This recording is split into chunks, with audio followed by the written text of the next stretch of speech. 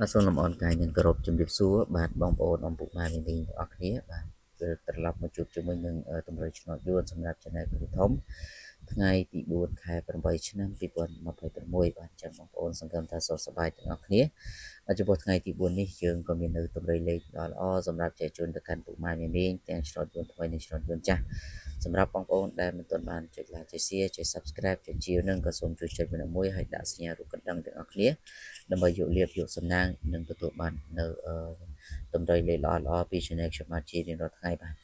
ទយើងចូលទៅកាន់តម្រុយរបស់យើងតែម្ដងទៅបាទសម្រាប់ថ្ងៃទី4នេះបាទសម្រាប់ឆ្នោតយួនថ្មីជាដំបូងគឺបងប្អូនទាំងអស់គ្នា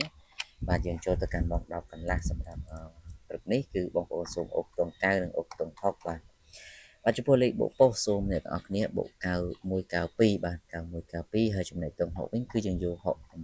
68 ត្រី A B C D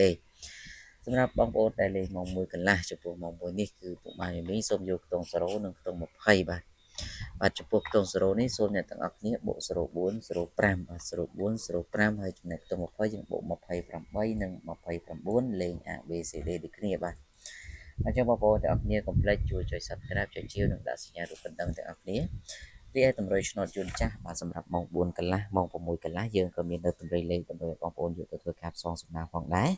បាទដោយម៉ោង4កន្លះនេះចំពោះលេខអុកខ្ទង់គឺបងប្អូនសូមអុកខ្ទង់ចិត្តទៀតទៅបាទមិនសមនឹងចិត្តហើយថ្ងៃនេះយើងលេខចិត្តទៀតបាទហើយនឹងលេខខ្ទង់30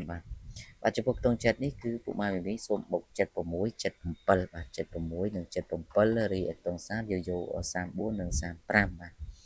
34និង35លេខ A B C D បាទសម្រាប់ម៉ោង6កន្លះគឺបងប្អូនអាចលេង BCD បានសម្រាប់យកទៅធ្វើការផ្សងសំណាងគឺបងប្អូនសូមយកខ្ទង់8និងខ្ទង់9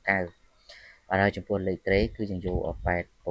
8687ហើយចំណែកខ្ទង់9វិញគឺយើងយក93 94បាទសម្រាប់ធ្វើការបូកប៉ុស្តិ៍បានលេងសម្រាប់ម៉ោង6កន្លះអញ្ចឹងបងប្អូនទាំងអស់គ្នាកុំភ្លេចយកទៅធ្វើការផ្សងសំណាងហើយក៏សូមអរគុណដែលបានចំណាយពេលវេលាតាំងពីដើមរហូតដល់ចប់ជូនពរសំណាងល្អត្រូវឆ្នោតទាំងអស់គ្នាបាទសូមគោរពលា